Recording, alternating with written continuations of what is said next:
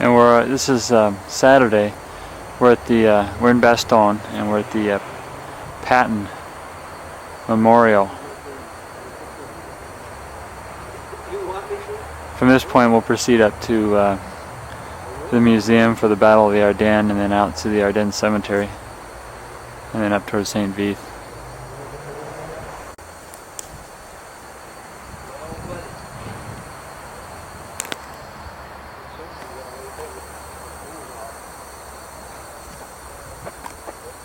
Move over just a little bit, each of you. That's it. That's it.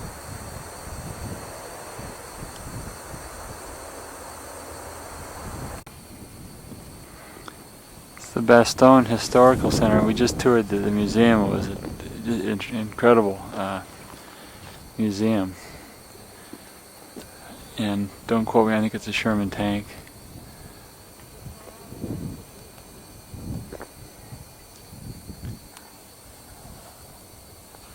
And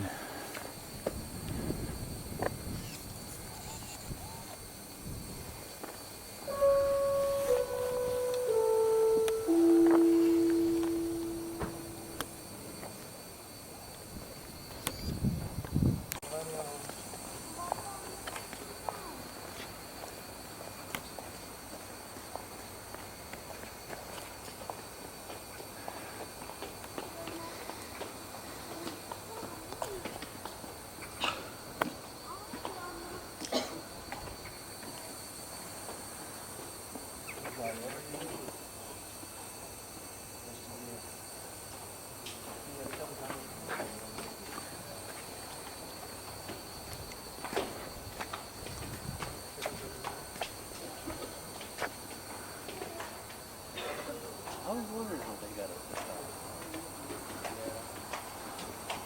Can we go out there? Pardon? Can we go out there? Yeah, sure.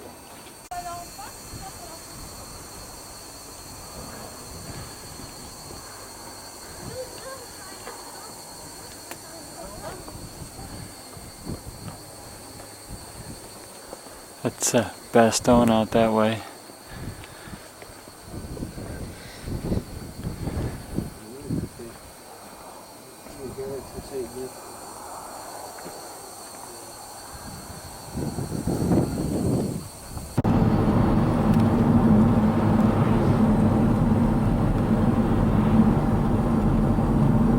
Entering Luxembourg.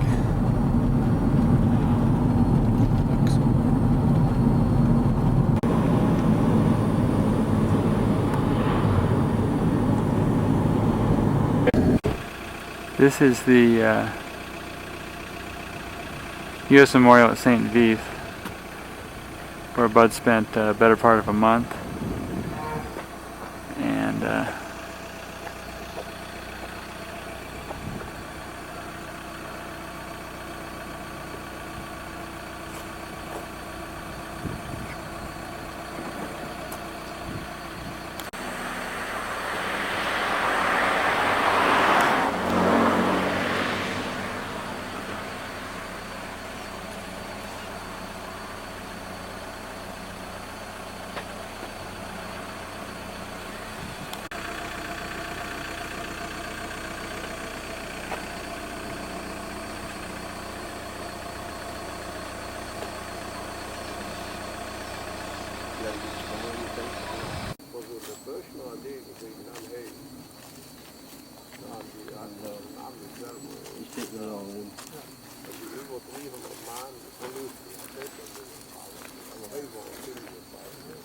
get that for Katie.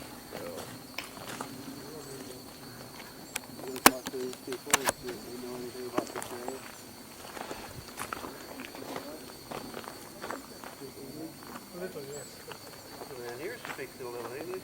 Well, anyway, we were in We're up in the area above St. Vith where the 106th Division was trapped, surrounded by the Germans, and lost. These are some of the foxholes. You can see there significant depressions and lined up along the road here. several of them. Where the 106 was Hi,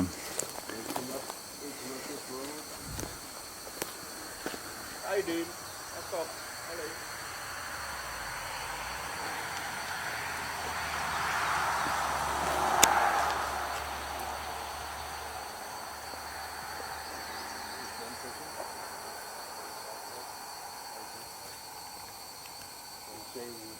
One person? Yeah. I thought.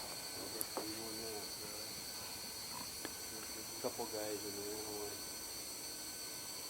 but they're all up in line here, aren't they?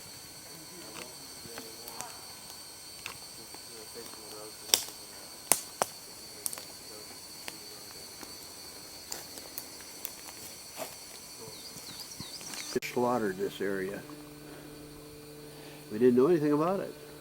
so they put a couple guys. I mean, I've seen pictures of these foxholes, but they put. I would imagine that these things here were bigger than that. You know. Yeah, I'm sure after 60 years they've broken down. But the way I understand it, these foxholes where these guys were stationed when they got hit from the east, they had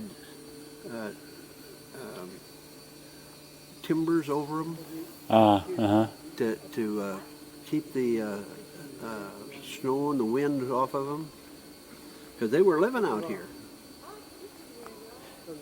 Standing, they were put in here kind of to stand guard, and that's all. And and it was sparsely protected in this whole area, and the Germans knew it, and that's when they hit this area, and they just wiped out the 106th. So they would start in with the artillery and then attack with infantry? Well, I think infantry. I think they started with their infantry and their tanks and stuff and come down through here. Then in time, their artillery come in, I'm sure. So this is similar to what you'd be in with, because the books that I had read indicated that they'd be in the foxholes, but that the 88 shells would come in, you know, and be exploding in the trees and shrapnel coming down all around. And that was similar to the incident, but it seemed to me that I was kind of on the edge, and I was off to the north. I know. We were just on the edge of this forest kind of a thing, and we could see shells coming in and hitting the treetops and exploding. But this one guy that was in the area with me, he must have been out of the foxhole or something, because he got hit, and man, his left side of his neck was just chunks taken out. He had guts hanging out of his stomach jack, and his leg was just dangling, almost off. He had really been hit. Just a young kid, just about the same age as me. And I held that rascal in my arms. Until I don't know, Jack. Until the medics came. When the medics came, they finally, and it seemed like a long time before we got the medics there.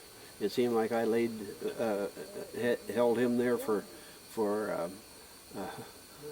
I don't know how long. It just seemed like the medics would never get there, and it might have been only 5 minutes. They might have been there, but this guy was.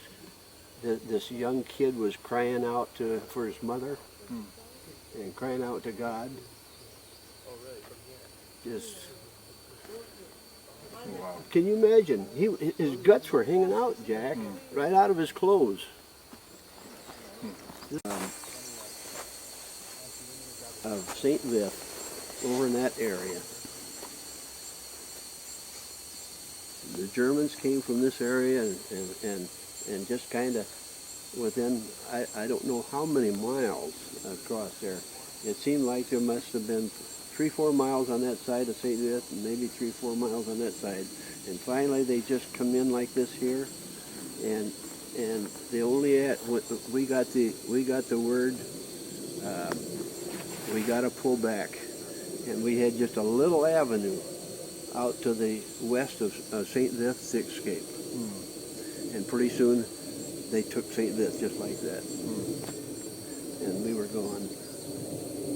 So that must have been a little farther to the I didn't see this area here. So this is where the 106 was. And I'm talking about, we're not just talking about this area, but we're talking about clear down through there, and clear up through there. But the whole division was taking care of this whole area to the east of St. Louis. And they were put here just for a guard.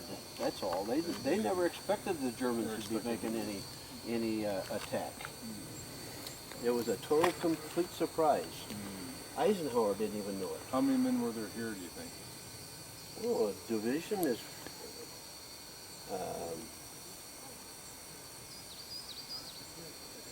several thousand people, seven or 8,000 men at least. There were a lot of men right there. Well, yeah, but we're talking about miles. Yeah. We're talking about miles.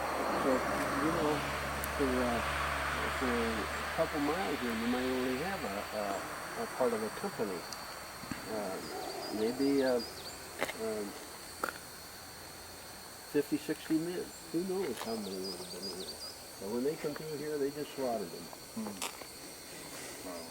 They're young kids, 18, 19 years old. And we don't know really what's going on because you're not making the decision. There's somebody telling you, you guys pull this area. And they're disappearing. And they're off someplace else telling somebody else. And so you stay there until you're told to leave.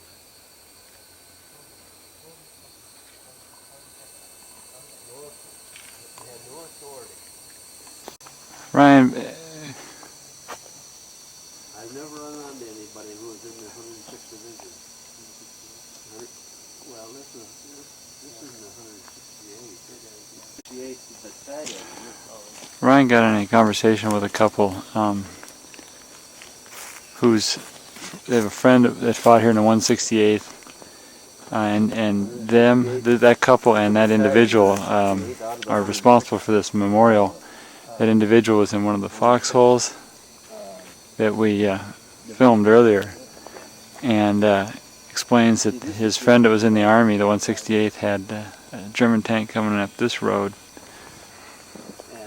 and then down this road, and he was in one of these foxholes just off to the left, and he and his partner in the foxhole, when the tank went by, were able to get a weapon on it and destroy the tank.